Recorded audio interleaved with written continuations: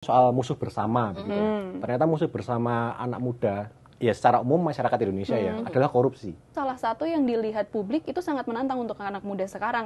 Kalau dia nggak punya pekerjaan, dia nggak punya pendapatan, bagaimana dia bisa hidup sebagaimana mestinya gitu. Semangat Indonesia Emas 2045 itu kan yang menciptakan pemerintah juga sebenarnya, lalu dibebankan kepada anak muda. Nah, tolonglah jangan beban aja yang juga iya, dong, jangan ya kan? jangan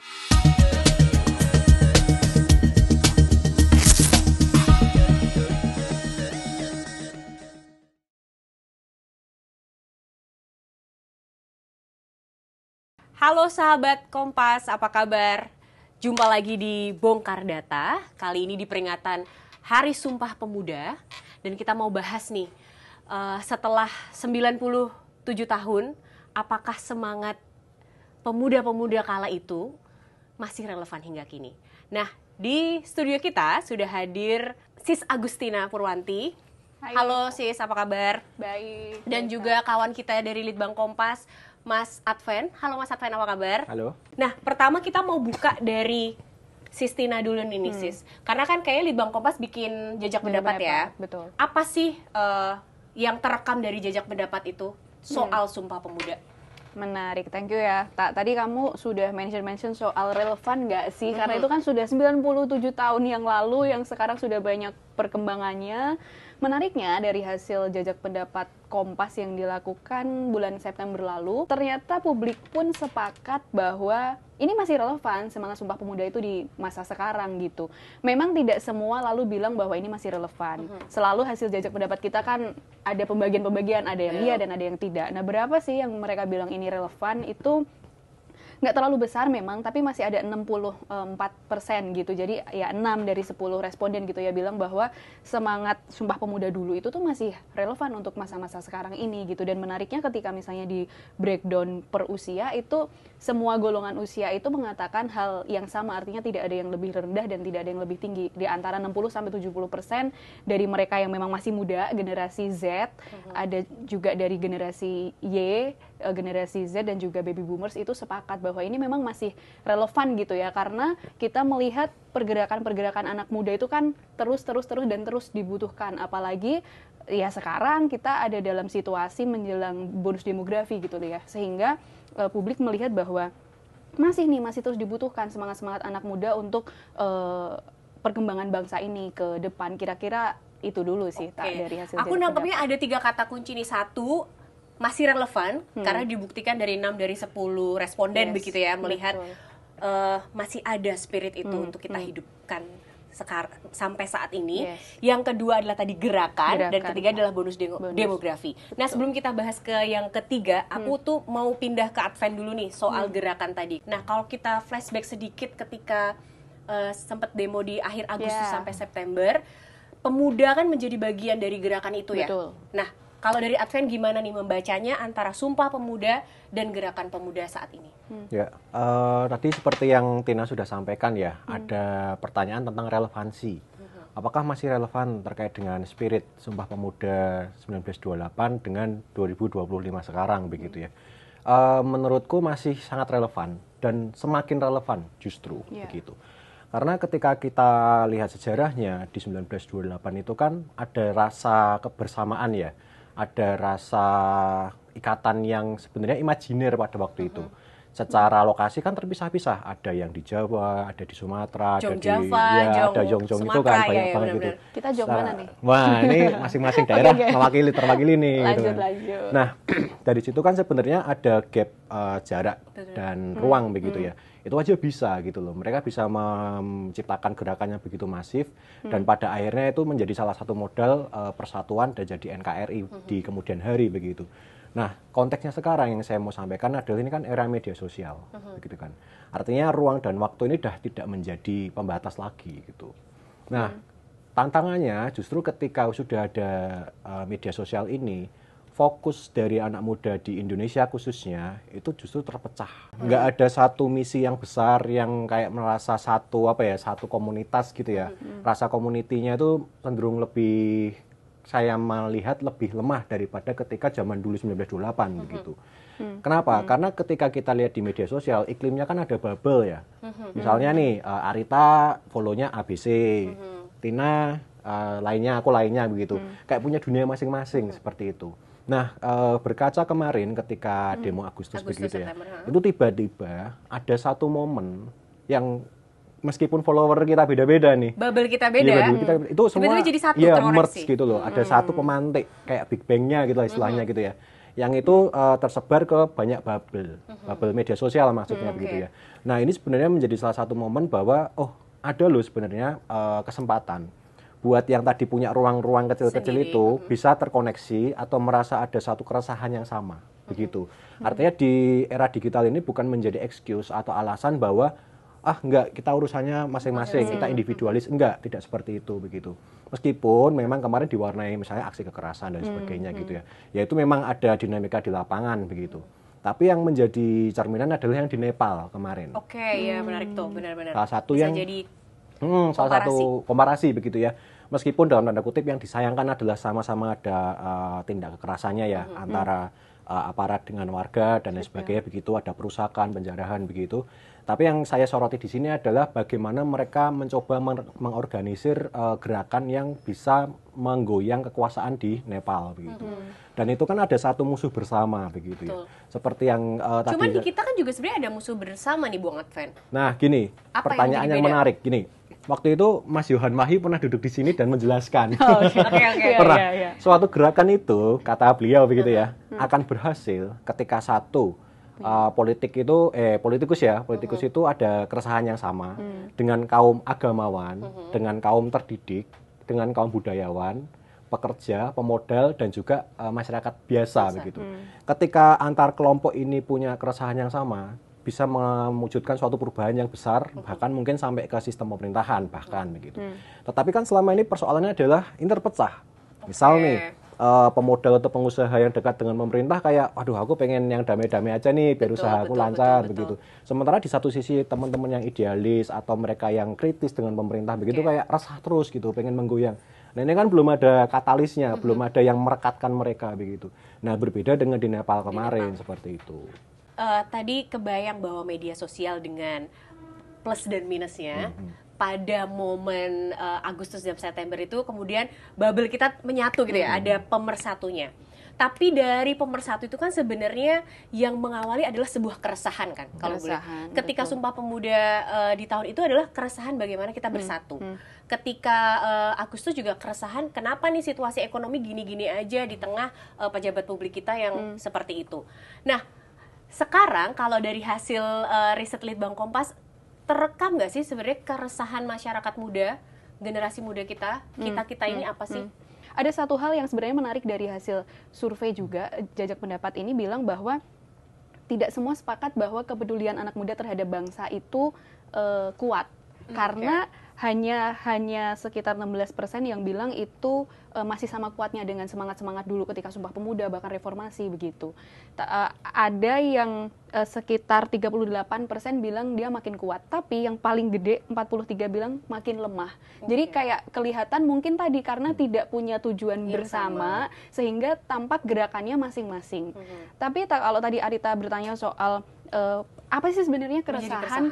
Nah, itu karena keresahannya, kalau dulu resahnya kita mau merdeka, pokoknya tujuannya merdeka. Nah, sekarang karena beragamnya keresahan, sehingga itu tadi nggak terlalu tampak kepeduliannya terhadap bangsa. Dan itu tampak juga dari beberapa pertanyaan berikutnya, karena kita mau melihat apakah publik melihat anak-anak muda sekarang itu juga berperan kepada bangsa gitu.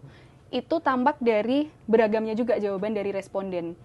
Itu kan menandakan bahwa sebenarnya mereka masing-masing punya keresahannya sehingga wujud-wujud aksi nyatanya kan beda juga gitu. Karena kalau dulu ya udah wujud nyatanya adalah kamu ikut berperang dan akhirnya kita tadi lahirlah kelihatan nggak model keresahan apa saja sih? Kelihatan, dan itu agak mungkin kaget ya hasilnya. Ternyata yang paling gede justru itu adalah terkait dengan kerusakan lingkungan yang sekarang terjadi.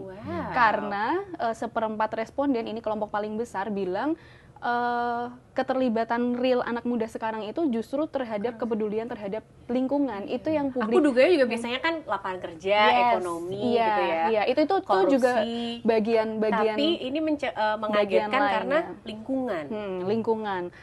Ini adalah mengatakan responden melihat bahwa anak-anak muda sekarang punya kepedulian yang lebih tinggi terhadap lingkungan, karena kita tahu kan lingkungan tuh sekarang memang jadi problem real kita. Kalau dulu realnya ya memang kita belum merdeka sehingga kita harus menjadi negara merdeka. Kalau sekarang yang kita alami dimanapun tempat, ya Jakarta sekarang panas banget juga, tiba-tiba hujan kayak gitu. Dan itu sebenarnya terekam juga dari aktivitas kita sehari-hari.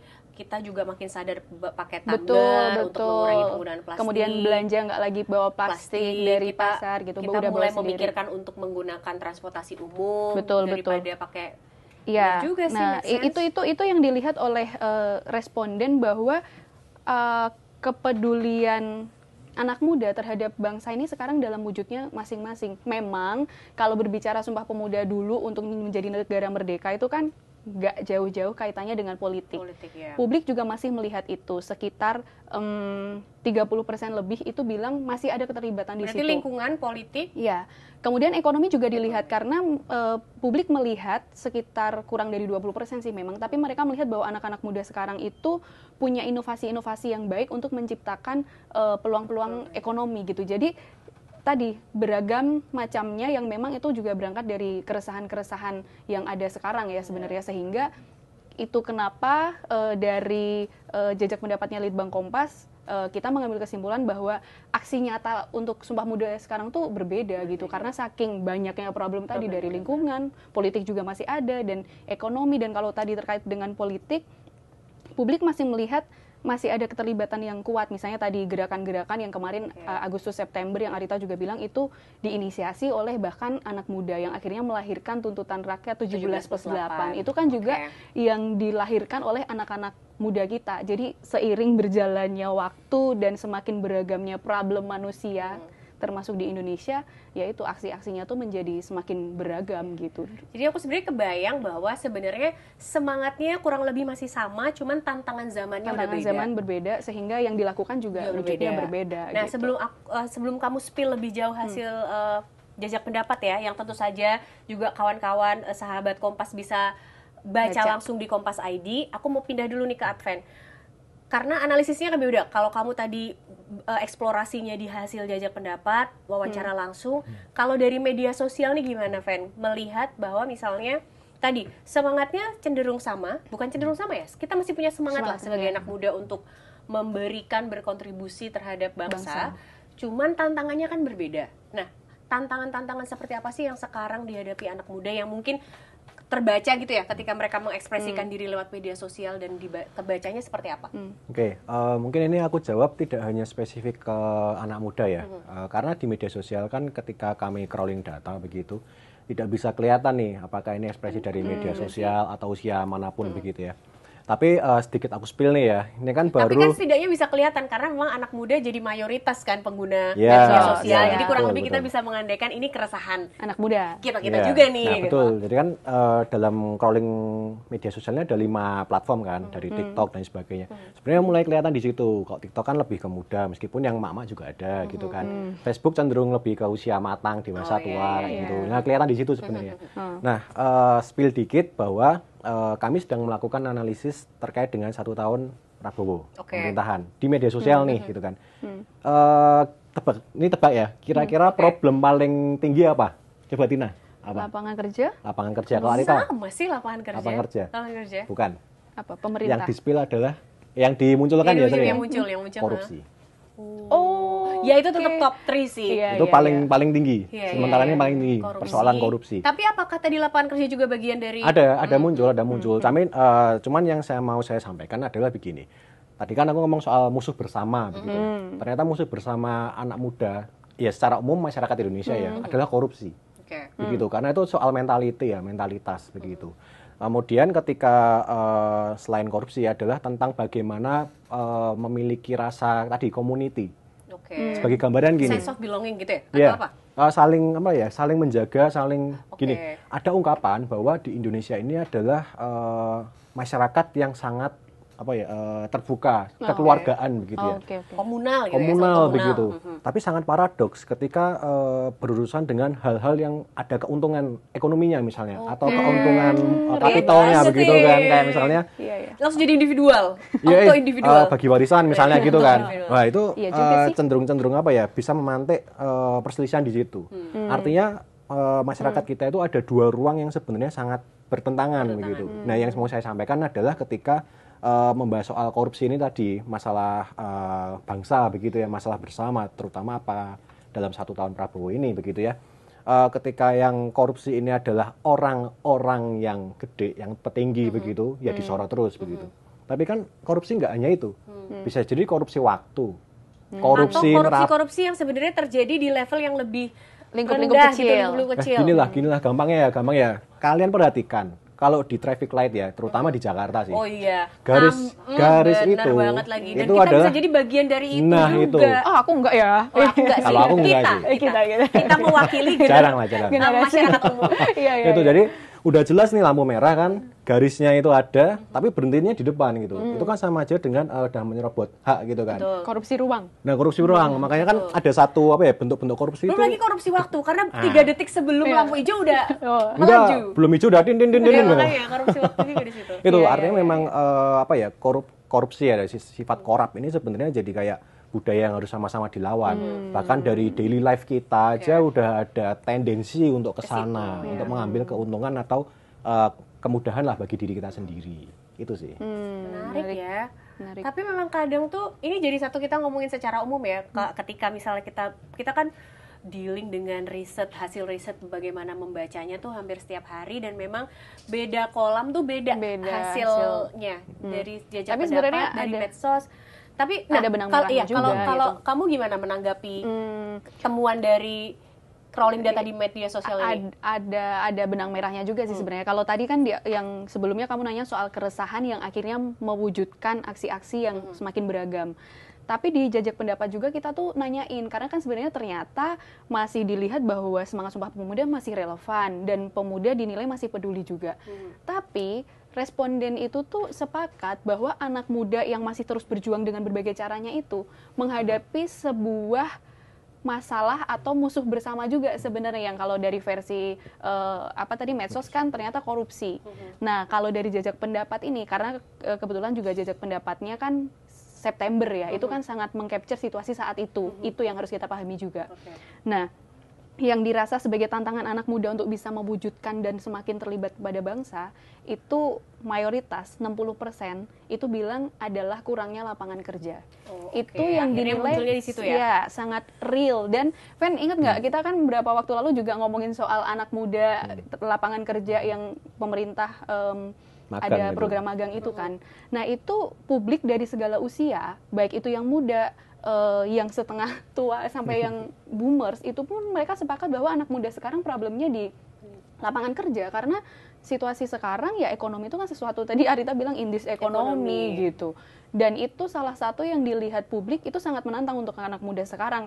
Kalau dia nggak punya pekerjaan, dia nggak punya pendapatan, bagaimana dia bisa hidup sebagaimana mestinya gitu. Dan di situ akhirnya melahirkan kekhawatiran-kekhawatiran lain, bahwa tantangan-tantangannya akhirnya tadi masih ada godaan-godaan dunia seperti misalnya narkoba dan juga kriminalitas yang masih banyak juga melibatkan anak muda. Kita tuh juga tidak bisa menampik itu kan. Kita harus menyadari bahwa itu juga ada. Tapi adanya hal-hal itu juga kan core-nya tadi, karena salah satunya untuk anak muda nggak ada lapangan kerja, sehingga kriminalitas ada di mana-mana karena mereka pengangguran, nggak punya pekerjaan, sehingga mau ngapain. Akhirnya kita masih, apalagi kita yang di Jakarta banyak lah ya menemukan hal-hal seperti itu karena ya hopeless. Jadi kalau melihat itu kan hal yang berkaitan dengan ekonomi juga ya sebenarnya, korupsi itu kan yang akhirnya membuat masyarakat kesejahteraan itu tidak bisa tidak bisa tersalurkan secara adil kepada masyarakat. Itu yang dilihat, dan kita sudah mengulas itu panjang ya, problem soal lapangan kerja ini. Misalnya ya kita kan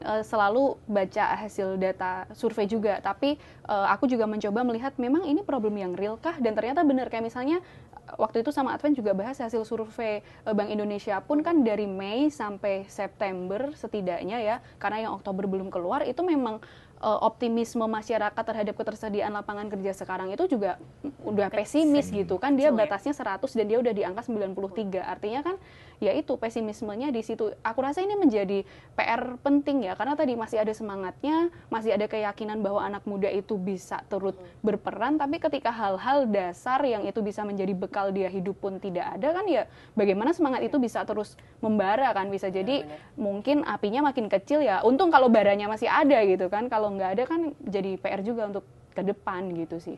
Nah, selagi nih kita ngomongin soal lapangan kerja ya, karena itu juga gimana pun mungkin ketika dulu ekonomi itu kita tunda dulu deh, kita miskin dulu nggak apa-apa, kita nelangsa dulu nggak apa-apa, yang penting kita merdeka. Yes. Sementara sekarang situasinya adalah ekonomi harus dipenuhi dulu nih sebelum kita juga bisa berkontribusi terhadap bangsa. Nah, aku sebenarnya penasaran, ini mungkin pengen tahu dari sisi kalian, bisa terlepas dari data survei ataupun Medmod. Ketika misalnya bahwa pekerjaan itu, kalau kita ingat kan ada pejabat publik yang bilang, ya kalianlah yang menciptakan lapangan kerja itu sendiri. Padahal menciptakan lapangan kerja itu kan juga butuh aset, modal, dan segala macam. Kalaupun aku kaya raya, aku bisa membuka lapangan kerja, yang mau banget kan. Tapi kan tidak semua orang punya privilege atau kemampuan untuk menciptakan lapangan kerja.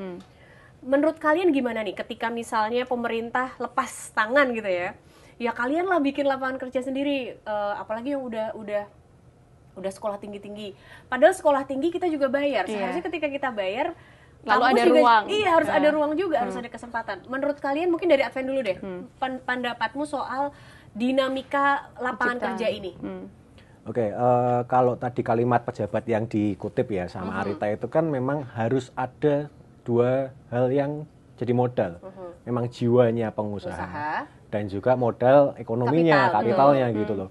Karena tanpa misalnya ada uang, nggak ada niat, nggak ada bakat, nggak ada daya juang juga nggak bisa. Begitupun sebaliknya begitu. Artinya jadi pengusaha itu bukan untuk semua orang. Betul. Gitu. Dan poinnya adalah ketika pemerintah kemudian lepas tangan bahwa sebenarnya providing itu kan juga bagian dari tanggung jawab pemerintah kan. Nah gini, kemarin memang benar yang Tina sampaikan ya, kami sempat bahas tentang bagaimana lapangan pekerjaan itu begitu rumitnya begitu ya. Sekarang itu pemerintah PR-nya adalah memperbaiki ekonomi. Gitu.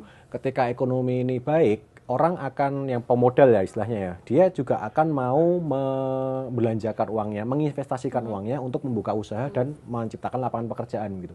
Sekarang bayangkan gini ya, sebagai contoh nih misalnya deposito, ya kan, aku punya uang sekian miliar begitu kan, tapi kalau buat usaha resiko nih gitu kan.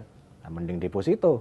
Indeks ekonomi yang nggak pasti ya. 5%, 6%, iya, 5%, 6% per tahun gitu. Dengan nilai miliar atau bahkan mungkin triliunan gitu, besar sekali begitu kan. Dan bahkan itu yang real terjadi sekarang memang real begitu terjadi, sih. nggak cuman pengusaha, pemerintah pun kan juga gitu. Kemarin di otak-atik Sapurbaya kan uang mengendap gitu kan. Sebenarnya kan memang untuk memutarkan uang ini bukan hal yang mudah di negara kita untuk saat ini begitu. Baik itu pun sektor swasta maupun sektor pemerintah.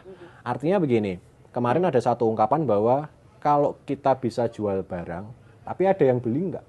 Itu kan roda ekonomi di situ. Nah itu agak mandek, agak syaratnya di situ. Sehingga apa yang bisa dilakukan pemerintah yaitu tadi soal kepastian usaha.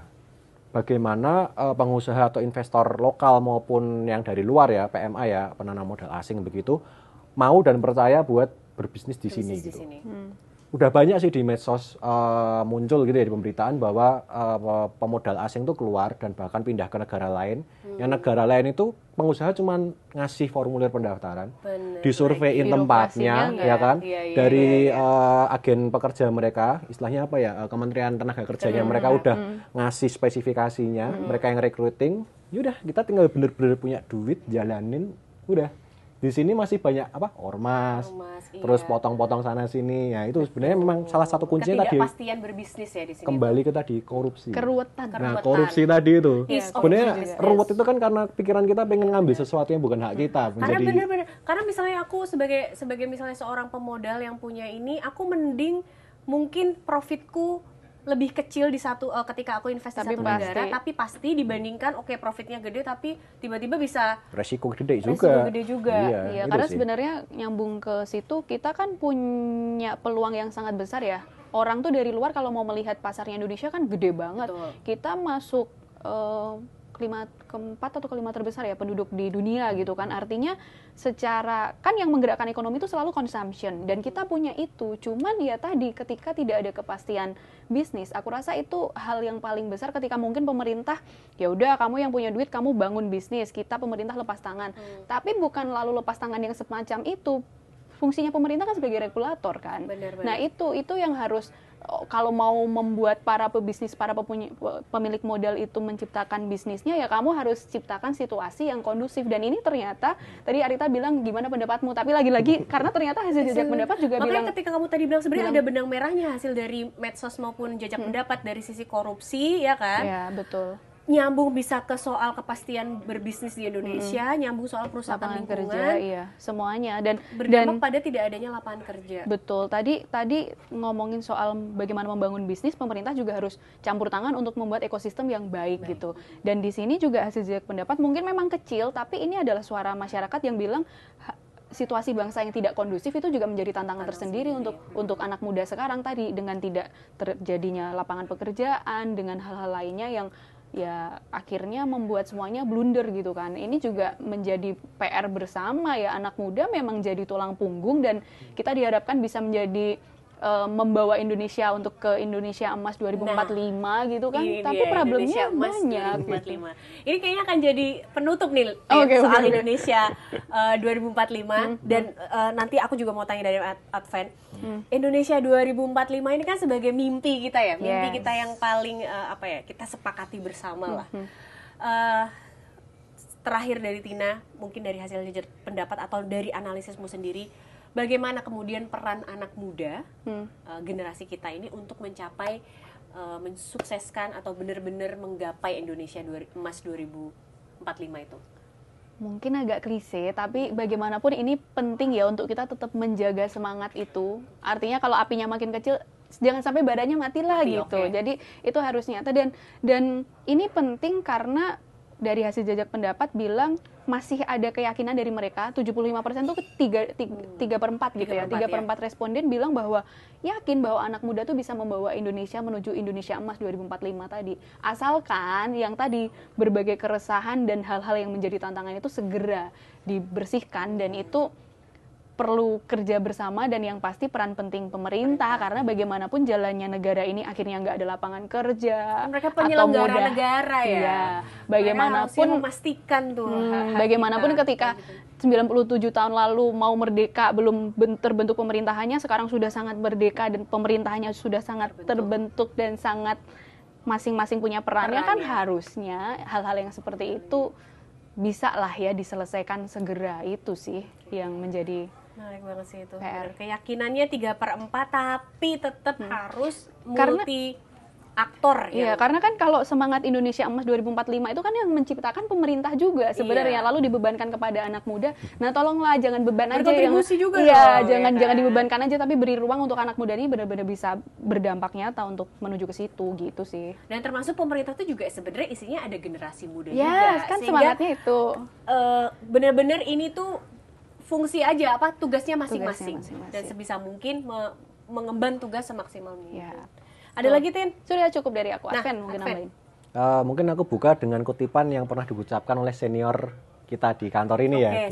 Adalah gini, Indonesia itu nggak kurang orang pintar kok, tapi kurang orang yang amanah. Wah, ini iya lagi. Itu loh. Jadi memang kembali ke korupsi tadi ya. Sebenarnya problem mengakar itu di situ, gitu loh. Ketika anak muda ini mau untuk berani ya memutus lingkaran setan itu, ya kita harus kayak memangkas cara pikir ya, dan cara bertindak mengubah ya, dan secara mental gitu harus dibangun lagi begitu. Artinya generasi-generasi tua yang mungkin sebagai contoh yang kurang baik begitu ya udah ditinggalkan. Kita harus memulai budaya baru, budaya anak muda yang dalam tanda kutip bersih begitu ya. Dan tadi itu juga transparan ya, dan punya punya motivasi untuk berbuat bagi komunitas. Ada satu tayangan yang sangat berkesan buat aku ya, bahwa gini, ada kayak kantor berita lah di luar negeri begitu ya. Dia tuh ngeliput negara-negara di belahan bumi utara kayak Swedia dan sebagainya begitu. Yang pajaknya fantastis. 50% sampai segitu kan. Bahkan ada yang lebih-lebih dikit ya. Dan ketika ditanya gini, ke salah satu warga ya diwawancarai di tengah kota begitu kan, di pinggir jalan gitu. Gimana pemikiranmu tentang membayar pajak 50% gitu? Jawaban ini menarik gini.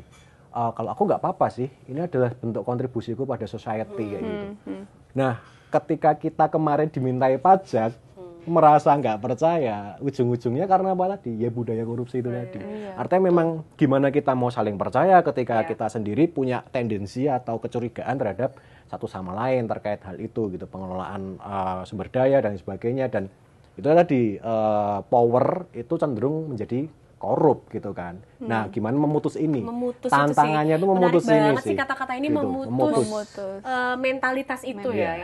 Ngomongin mentalitas tadi kan dibuka dengan kita nggak kurang orang pinter, tapi kurang orang yang amanah. Terus dibilang mentalitas. Kan kita dulu sempat punya revolusi mental ya. Revolusi mentalnya udah mental. Jadi revolusi mentalnya udah mental, udah lewat lah itu.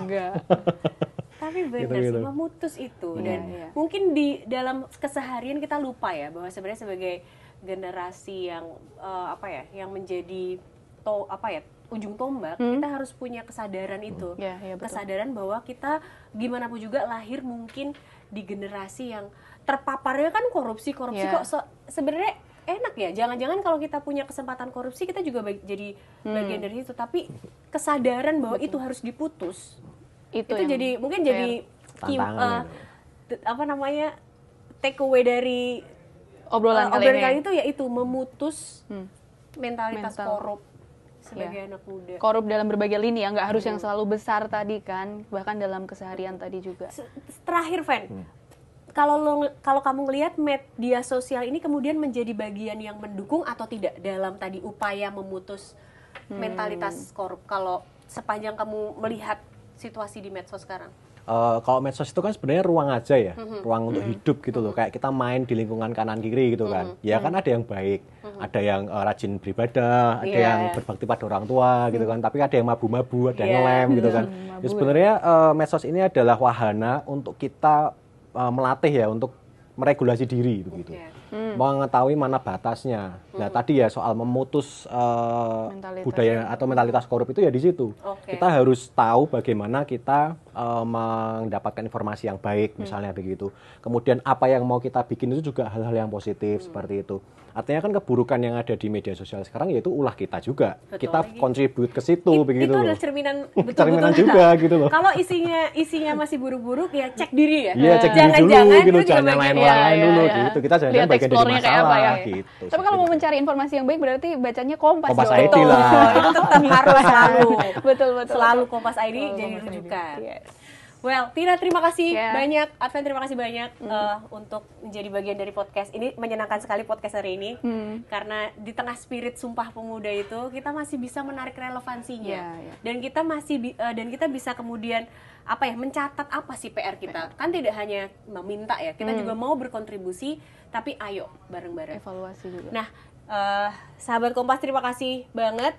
Kita ketemu lagi di episode-episode berikutnya. Salam. Terima kasih.